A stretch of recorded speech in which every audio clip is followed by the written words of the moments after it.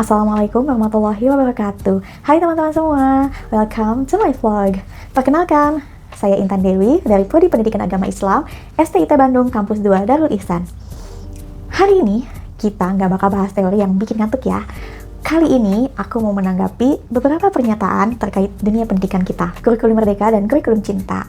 Wait, dengar kata cinta jangan langsung mikirin romansa atau drakor ya. Yuk kita breakdown bareng-bareng. Oke, poin pertama. Yaps, betul, sepakat ya. Semua sekolah menggunakan kurikulum ini, terutama sekolah negeri yang menginduk ke Dinas Pendidikan. Ya, bagaimanapun itulah regulasi ya. Nah, di kurikulum mereka ini, siswa adalah center atau pusat, sedangkan guru adalah fasilitator, jadi siswa terlibat aktif dalam pembelajaran. Poin kedua. Nah, gimana dengan langkah Kemenag yang mengusung kurikulum cinta? Bagi saya sendiri, ini sebuah terobosan yang menarik. Pas pertama kali dengar kata cinta, mungkin kesannya agak unik ya buat sebuah kebijakan formal, tapi secara substansi, ini adalah pendekatan spiritual humanis yang mengembalikan esensi ulas asih dan empati ke dalam kelas. Hal yang kadang sering hilang karena sistem yang terlalu fokus sama angka dan kompetisi. Nah, di poin ketiga, kita bakal bedah kedua kurikulum itu. Kurikulum merdeka itu fokus pada fleksibilitas. Cirinya ada pada pembelajaran intrakurikuler yang beragam dan proyek penguatan profil pelajar Pancasila atau P5.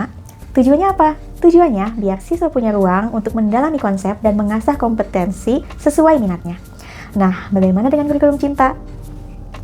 Kurikulum cinta dari Kemenag ini sebenarnya adalah ruh atau pendekatan yang menyempurnakan. Strukturnya tidak kaku mengubah mata pelajaran, tapi mengintegrasikan nilai keagamaan yang inklusif, kasih sayang, dan spiritualitas ke dalam ekosistem madrasah atau sekolah.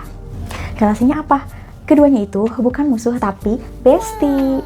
Kalau kurikulum merdeka memberikan kemerdekaan untuk berpikir dan berinovasi, kurikulum cinta memastikan bahwa kemerdekaan itu dijalankan dengan fondasi kasih sayang dan akhlak mulia. Merdeka tanpa cinta itu bisa hampa, dan cinta tanpa kebebasan berkembang itu bisa mengekang. Asik. Sekarang kita ke plus minusnya. Tapi jujur aja ya, mari kita lihat dari sisi kelebihan dan kekurangannya. Kurikulum merdeka itu unggul banget bikin siswa adaptif sama masa depan. Tapi tantangan teknisnya, beban administrasi guru masih lumayan menyita waktu.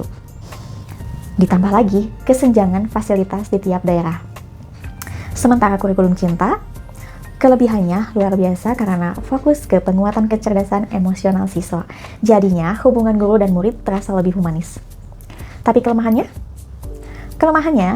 parameter evaluasinya abstrak banget. Mengukur pencapaian kognitif pakai angka itu gampang, tapi gimana cara mengukur kadar cinta dan ketulusan empati di dalam rapot? Nah, itu tantangan besar buat instrumen penilaian kita. Sekarang, mari kita ulas lebih dalam soal kurikulum cinta. Secara pemaknaan, bagi saya, kurikulum cinta itu adalah oase di tengah gersangnya sistem pendidikan yang seringkali terlalu fokus pada kompetensi kognitif dan angka-angka di dalam rapot. Nah, cinta itu di sini diartikan sebagai pedagogi kasih sayang. Guru bukan lagi polisi sekolah yang ditakuti, tapi mentor yang hadir dengan empati. Tapi, bagaimana dengan teknis di lapangan? Nah, ini tantangan realnya. Secara teknis di lapangan, kurikulum cinta ini nggak boleh berhenti cuma jadi jargon atau slogan di spanduk gerbang sekolah aja. Implementasi realnya harus menyentuh cara guru mengajar. Contoh kecilnya, stop pendekatan yang intimidatif atau bikin siswa malu di depan kelas. Ciptakan ruang belajar yang aman dari bullying, baik itu dari teman bahkan maupun dari gurunya itu sendiri. Dan rancang evaluasi yang sifatnya persuasif. Harus ada instrumen penilaian sikap yang lebih real. Misalnya melalui jurnal refleksi diri siswa atau proyek sosial berbasis pengabdian masyarakat. Misalnya di saat Jumat bersih. Juga ada yang menjadi tantangan teknis terbesar, yaitu mendidik para pendidik agar bisa menyalurkan cinta tersebut secara merata tanpa pilih kasih. Kesimpulannya, perpaduan antara kedua kurikulum ini adalah ikhtiar biar generasi kita gak cuma pintar secara akademis saja, tapi juga matang secara moral dan humanis.